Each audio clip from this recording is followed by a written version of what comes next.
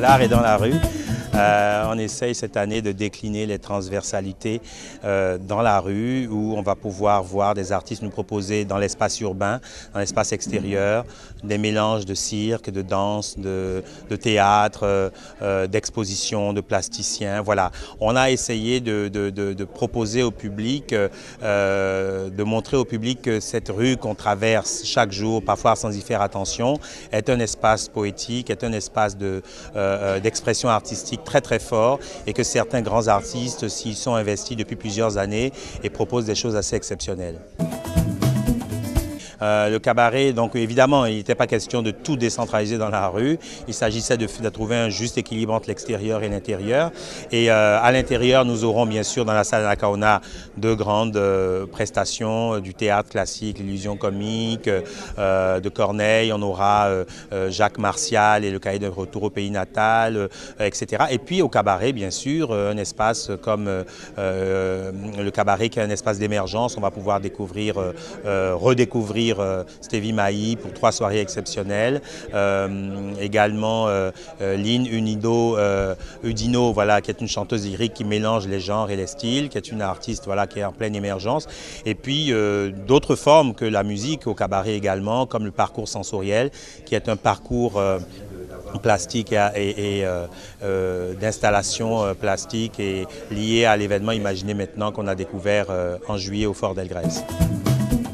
Voilà, au bout de 6 à 7 ans de pratique, on s'est rendu compte quand même d'une baisse continue des effectifs, une difficulté pour les gens à payer leurs ateliers. Donc voilà, au bout d'un certain temps, on se pose des questions, qu'est-ce qui ne va pas, pourquoi ça ne marche pas, un audit s'imposait. Donc on a décidé, par conscience vraiment de bien faire les choses, de suspendre ces ateliers toute cette saison, à l'exception de l'atelier théâtre adulte, et pour faire un audit de fond sur le territoire, auprès des usagers, des enfants, des parents, auprès des intervenants, pour comprendre les raisons de ces difficultés et pouvoir mieux rebondir dès la saison prochaine.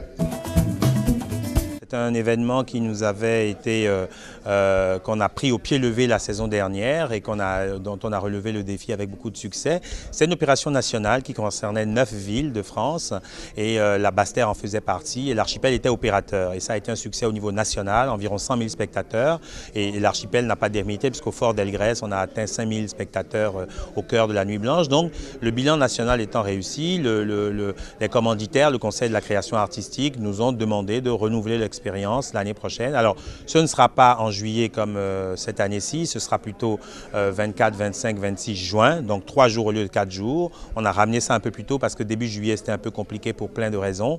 Et cette année, on a décidé donc de permettre aux jeunes Antillais-Guyanais d'investir les rues de Basse-Terre pour nous faire part de leur créativité.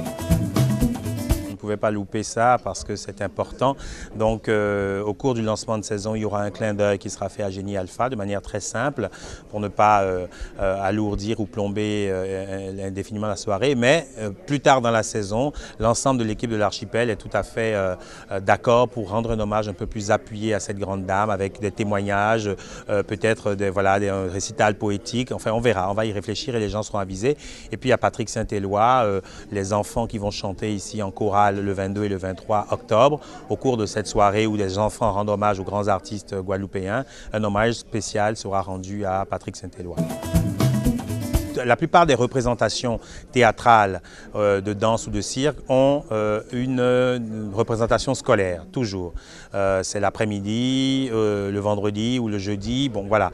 Il y a les scolaires et il y a le jeune public. On n'oublie pas le jeune public. On a 3 spectacles importants qui vont leur être présentés cette saison. Du théâtre avec Mon Petit Poucet, de la marionnette, la manipulation d'objets avec l'enfer qu'on va pouvoir découvrir en décembre, et puis de la musique pour enfants, Pétrec, un spectacle de musique pour enfants qu'on recevra en février à l'archipel. Je voudrais dire tout d'abord, et cela me semble important, que dans le cadre de la politique culturelle du Conseil général, on oublie justement le lien fort qui existe entre l'archipel et le Conseil général. Nous avons construit ce bâtiment qui a coûté une somme assez importante et nous devons évidemment en assurer l'entretien. Dans ce cadre, il y a eu un partage des responsabilités entre l'archipel proprement dit et le conseil général.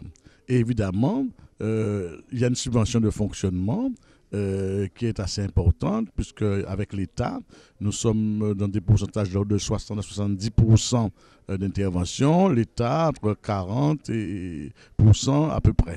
Donc cette structure repose fondamentalement, je crois, je peux le dire, sur nos épaules, et nous faisons de notre mieux pour lui assurer les moyens de son fonctionnement et les moyens de son entretien. Alors évidemment, il y a une réflexion qui va toujours se poser sur comment élargir les financements. La question est posée encore. Mais nous, Conseil général, nous faisons ce que nous pouvons dans la mesure où nous avons l'effort à restaurer qui nous coûte très cher, à entretenir. Nous avons l'écomusée de Marie-Galante que nous reprenons. Nous avons le musée de Garoclès que nous sommes en train de reprendre. Nous avons les subventions accordées aux artistes guadeloupéens. Nous avons le jardin botanique qu'on est en train de refaire. Donc au niveau culturel, il ne faut pas confondre la part qu'on donne à tel ou tel établissement ou la part qu'on donne aux subventions à l'ensemble des éléments qui nourrissent notre politique culturelle et patrimoniale.